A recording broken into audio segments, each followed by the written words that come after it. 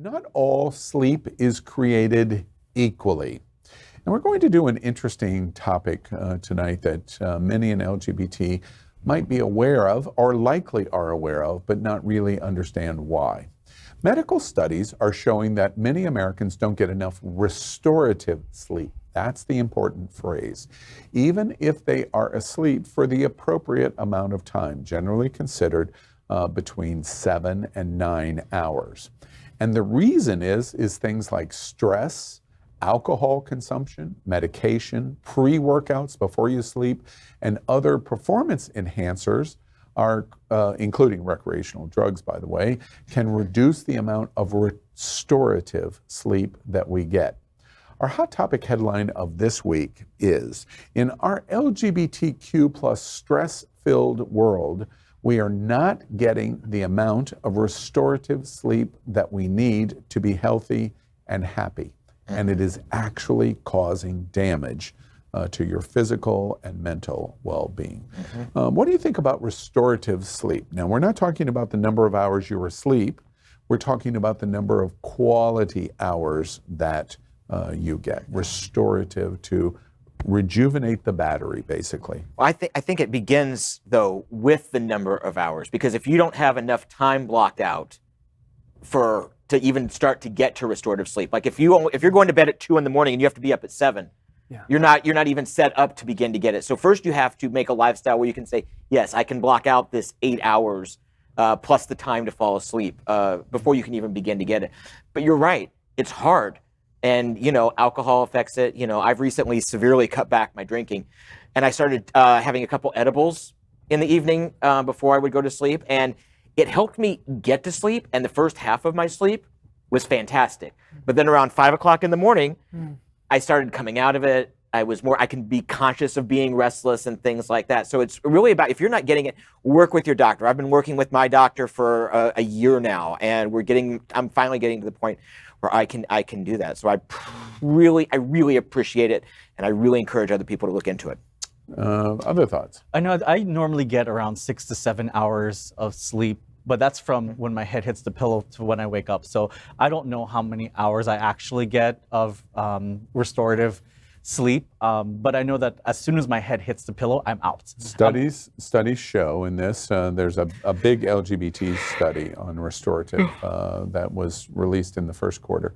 Studies show that you don't get to the place of being qualified as restorative for about 90 minutes. Okay. So you've fallen asleep and it takes about 90 minutes for it really to have effect. Interesting. And it ends approximately 45 minutes before you actually come awake. So that's the length of the restorative sleep. Even if you set the alarm clock? Because when you're woken, I don't recall the study specifically addressing that issue, but in general, that's what it was saying of what your sleep pattern is, and the reporting basically says when you go, it's 7 hours, or like in your instance, it's 6 hours. It would not surprise me at all that you're actually sleeping 3 to 4 hours a night. Interesting. Yeah. And I'm laughing because he's over here yawning. I think we were about to put him to sleep. Yeah. Well, that's mostly because he was listeling to himself. Well, I'm an insomniac and have been an insomniac for a number of years.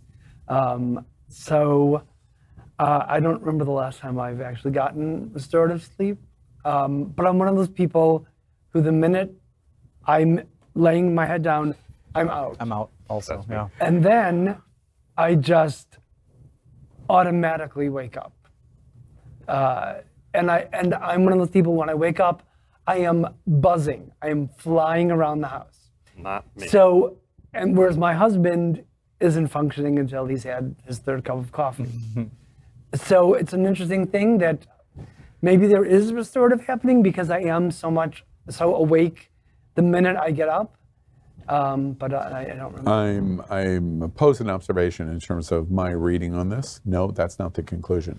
I would guess if we had a sleep expert with us, especially talking about the stress of LGBT, because that's really the focus of it, that stress is the number one contributor to preventing restorative sleep. That in your situation, when you say you're an insomniac or you don't sleep well, that is an indication that you're not sleeping well. Yeah. And you've convinced yourself of, because of this symptom when I awake, I must have slept pretty well. Well, they're not the same thing. And so likely you're convincing yourself that you're sleeping I better remember than you very are. early on, one of my first jobs I had when I moved here, I was tired all the time. I had the most miserable boss that used to scare everyone. People used to sneak out of the office to go to lunch by leaning against the wall so he couldn't see you because he'd scream. And the day I resigned was the first night I didn't get up twisted in the sheets. I was constantly, I had no idea how tense I was at night, but as soon as I resigned from the job, I slept and literally didn't move the whole night. Yeah. And it Stress. was stress. It was completely stress. Yeah. And you've got to look at other environmental factors as well. Like when I was working in television, I had a very different schedule than what I've gotten adjusted to. Like I used to sleep with my blinds open. One, for the neighbor's benefit, and two, because I thought because I have an east-facing bedroom, and it was very helpful to sort of gently wake up with the sun. You don't wake up to an alarm; you just the light starts to come in, and I woke up, and that worked for a while. But when I left television, that didn't work for me anymore because I was on a completely different schedule. So that's just me. But look at the environmental factors. Your bedroom, any lights that come from other parts of the house, just everything about your sleep space and its surrounding space really will affect the quality of sleep that you get. Do you think that's also considered sleeping with someone in the bed also? Do you think that's a contributing factor? I don't have that. Well, people versus talk about sleeping that alone they sleep better versus sleeping with when someone? they sleep in separate beds. Married couples who've been together for a long time, say they get better sleep when they're not sleeping in the same bed. Do they? We sleep in the same bed. He has insomnia. I thought And the dog sleeps. I thought we had a slide from this study on recommendations, but apparently we don't. But I can tell you a couple of the big ones. In the recommendations for restorative sleep, the top recommendation is no internet, no phone, no television 1 hour before you get in bed. So if you've scheduled sleep that you want to go to bed at 11 o'clock, starting at 10 o'clock, you're completely finished. Yeah. And it's interesting because I actually have that setting on my iPhone that it goes into sleep, the do not disturb. Yes. So an hour before my sleep time, it actually turns my notifications off. Yeah. So if someone texts me or something's going on within that do you hour, turn off the television? I do. You yeah, do? I don't go to Okay. sleep with the TV on. Okay. I turn off the TV, but I But do you watch give TV yourself till an I hour? I do. You do? I do. Okay. That cuts an hour into my time. Yeah. Because I don't go to bed till like 2 o'clock in the morning or 1 o'clock in the morning, and I'll watch a show that late. I watched a movie the other night, and then my alarm went off at 8, and I had like 5 hours of sleep. Okay. But like my head hits the pillow and I am out. But I also have a sleep apnea machine, which I think also helps me go into REM and not come out of it. Yeah, yeah.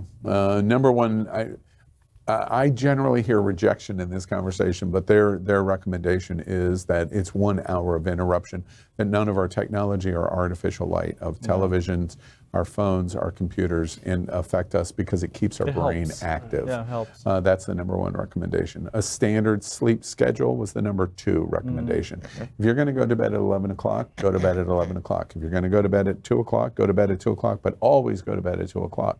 Because when you modify it, you're interrupting your sleep schedule, and your brain is teaching you how to sleep.